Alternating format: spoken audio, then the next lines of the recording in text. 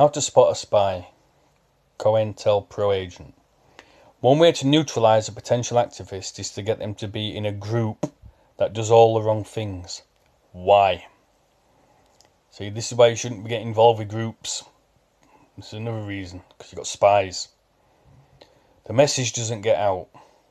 A lot of time is wasted. The activist is frustrated and discouraged. Nothing good is accomplished. FBI and the police and other agency informers and infiltrators will infest any group, and they have phony activist organisations established. Their purpose is to prevent any real movement for justice or eco-peace from developing in this country or any country for that matter. Agents come in small, medium or large. They can be of any ethnic background. They can be male or female. The actual size of the group or movement being infiltrated is irrelevant. It is the potential the movement has for becoming large which brings on the spies and saboteurs. This booklet lists tactics agents use to slow things down, foul things up, destroy the movement and keep tabs on activists. It is the agent's job to keep the activist from quitting such a group, thus keeping him or her under control. In some situations, to get control, the agent will tell the activist, "You're dividing the movement." Here, I have added the psychological reasons as to why this manoeuvre works to control people. This invites guilty feelings. Many people can be controlled by guilt. The agents begin relationships with activists behind a well-developed mask of dedication to the cause. Because of their often declared dedication and actions designed to prove this, when they criticise the activist, he or she, being truly dedicated to the movement, becomes convinced that somehow any issues are their fault. This is because a truly dedicated person tends to believe that everyone has a conscience, and that nobody would dissimulate and lie like that on purpose. It's amazing how far agents can go in manipulating an activist, because the activist will constantly make excuses for the agent, who regularly declares their dedication to the cause. Even if they do occasionally suspect the agent, they will pull the wool over their own eyes by rationalising. They did that unconsciously. They didn't really mean it. I can help them by being forgiving and accepting, and so on and so forth. The agent will tell the activist, "You're the leader." This is designed to enhance the activist's self-esteem, his or her narcissistic admiration of his or her own activist/altruistic intentions. Increase as he or she identifies with the consciously admires the altruistic declarations of the agent, which are deliberately set up to mirror those of the activist. This is malignant pseudo-identification. It is the process by which the agent consciously imitates or simulates a certain behaviour to foster the activist's identification with him or her, thus increasing the activist's vulnerability to exploitation. The agent will simulate the most subtle self-concepts of the activist. Activists and those who have altruistic self-concepts are most vulnerable to malignant pseudo-identification, especially during work with the agent, when the interaction includes matter relating to their competency, autonomy or knowledge. The goal of the agent is to increase the activist's general empathy for the agent, though through pseudo-identification with the activist's self-concepts.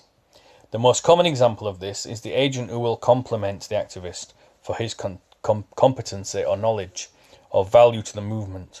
On a more subtle level, the agent will simulate effects and mannerisms of the activist, which promotes identification via mirroring and feelings of twinship.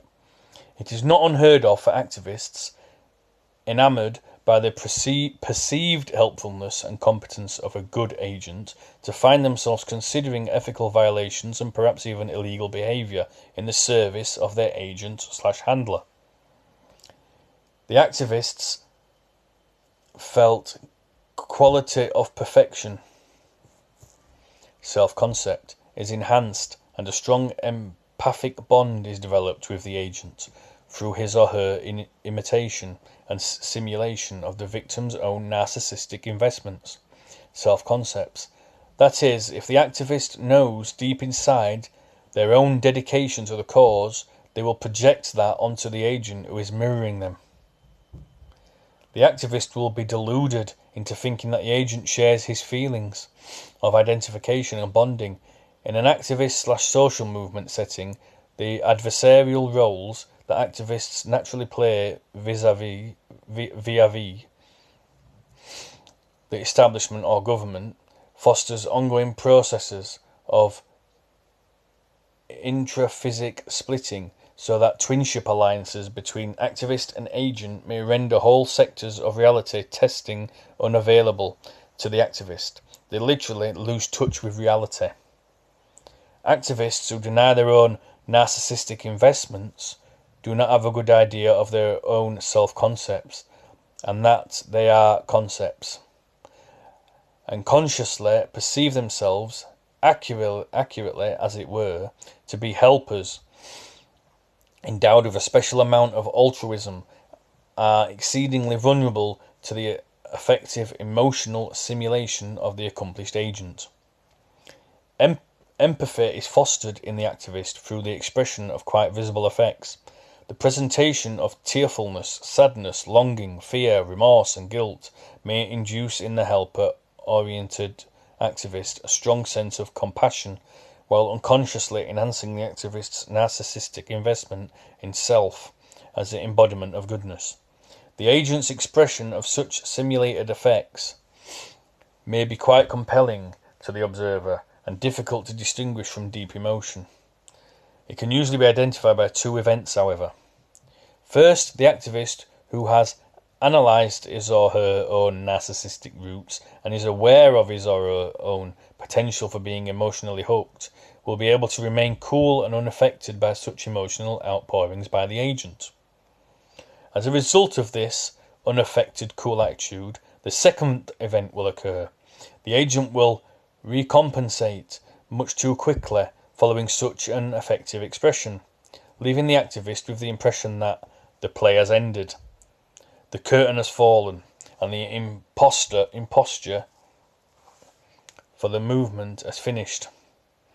The agent will then move quickly on to another activist or victim.